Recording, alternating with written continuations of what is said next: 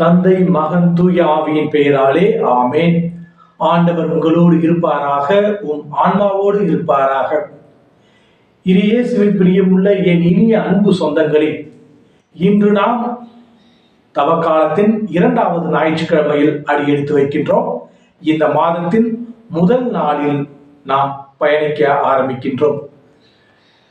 இன்றைய வாசகங்கள் அனைத்துமே இயேசு நம்மோடு இருக்கின்றார் என்ற சிந்தனையை நம் முன் வைக்கின்றது.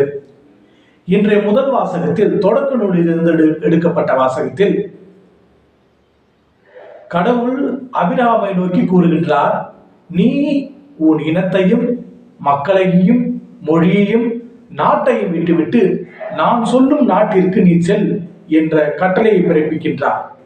உடனே அவர் அனைத்தையும் விட்டுவிட்டு கடவுள் கொடுத்த வாக்கின்படி அவர் அங்கு புறப்படுகின்றார். இதிலிருந்து நாம் தெரிந்து கொள்ள வேண்டிய விஷயம் என்னவென்றால், ஆபிரகாமுடைய தாழ்ச்சி, அவர் கடவுள் மீது கொண்டிருக்கும் நம்பிக்கையும் விசுவாசமும் காண பெறுகின்றது. இன்றைய 2ஆம் வாசகத்தில் பவுலடியார் தீமோத்தேயுக்கு எழுதிய திருமுகத்தில் இவ்வாறு கூறுகின்றார், கிறிஸ்துவின் ஒளியை நாம் பெற்று செல்ல வேண்டும். வாழ்வோ சாவோ அழிவோ எதுவாக இருந்தாலும் சரி, கிறிஸ்து ஒளியாக இருக்கின்றார், நற்செய்தி வழியாக ஒளியாக இருக்கின்றார். அந்த நற்செய்தியை நாம் பெற்று வாழ வேண்டும் என்ற செய்தியை நாம் முன்வைக்கின்றார்.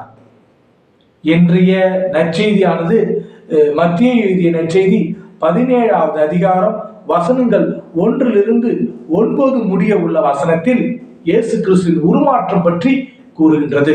இந்த உருமாற்றம் பற்றி நாம் பல இடங்களில் வாசித்திருந்தாலும், இன்றைக்கு நாம் எடுத்து செல்லும், அதாவது சிந்திக்கின்ற வார்த்தை என்னவென்றால், மத்தேயு எழுதிய நற்செய்தி 17வது அதிகாரம் 7வது வசனத்தில் சிந்திப்போம். எழுந்திருங்கள், அஞ்சாதீர்கள் என்று இயேசு தன்னுடைய சீடர்களை பார்த்து கூறுகின்றார். இதே நம் ஒவ்வொருவரையும் பார்த்து கூறுகின்றார், எழுந்திருங்கள், அஞ்சாதீர்கள். நாம் பாவத்தில் விழுந்திருந்தால் இயேசு நம்மை பார்த்து கூறுகின்றார், எழுந்திருங்கள், அஞ்சாதீர்கள். நான் ஏன் அஞ்ச வேண்டும்?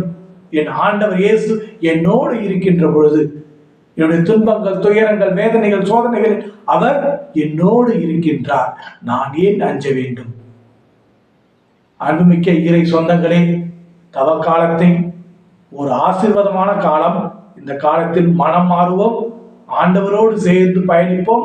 நாம் எதற்கும் அஞ்ச தேவையில்லை. ஏனென்றால் என் ஆண்டவர் என்னோடு இருக்கின்றார், என் இறைவன் என்னை அன்பு செய்கின்றார். இந்த நம்பிக்கையோடு இந்த புதிய மாதத்தையும் இந்த புதிய நாளையும் தொடங்குவோம். எல்லாம் உள்ள இறைவன் தந்தை மகன் தூய திரு ஆவி உங்கள் அனைவரையும் நிறைவாக ஆசீர்வதித்து காத்து வழிநடத்துவாராக. ஆமீன்.